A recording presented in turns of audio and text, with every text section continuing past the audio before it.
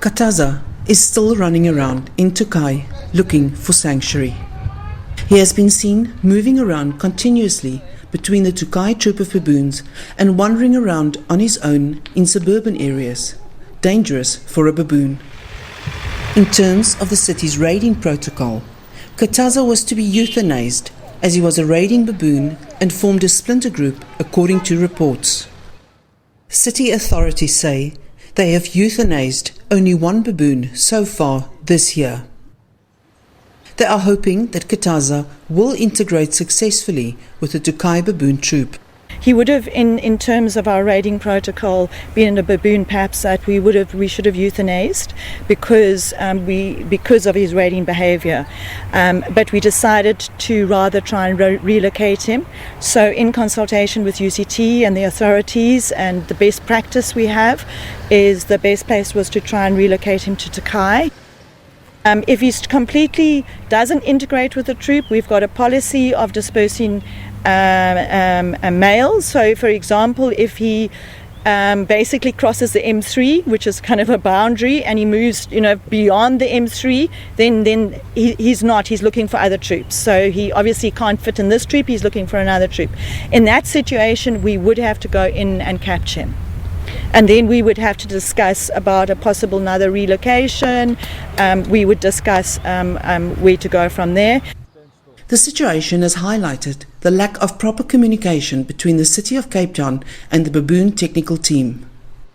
The SPCA feels more research should have been done before Kataza was relocated. The SPCA was not consulted prior to the relocation of Kataza. We had no knowledge. The first knowledge we heard about was on social media. But at the moment, the authorities are not being transparent, and the plans of the relocation has not been shared with the SPCA. We have no knowledge of what plan they have followed, if there is even a plan that has been followed. We need to accept the fact that this picture is far bigger than just Kataza.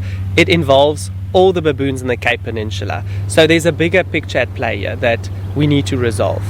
The SPCA would like to sit around the table with the various role players and path the way forward so that we can have better management systems in place for the baboons in the Cape Peninsula.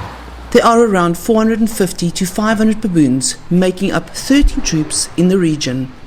4 of them in the Cape Point area are completely wild. They play a vital ecological role through the necessary disturbance of the fynbos system. Unfortunately, the low-lying coastal areas have been increasingly developed, which is ideal baboon habitat to forage in. Residents and activists further along the peninsula are also unhappy about current methods used to keep baboons out of urban areas. If things stay the way they are, if there are no changes to the protocols that we are asking to be changed, then we're going to get the same problems down the line that are being caused here in Kommetjie by this management style. And there are many ways to skin a cat, and we're looking for the same end result. None of us want baboons in houses or raiding baboons or whatever you want to call them, but we just want a different technique to take 2 different roads to get to the same end goal. We believe we are in the majority of people that are humane enough and human enough to want better. The Chakma baboon is one of the last large species of mammals found in the Cape Peninsula, and it will take humanity working together to protect these charismatic animals and keep them safe in their natural environment and out of suburban areas. Linky Bierman, SABC News, Cape Town.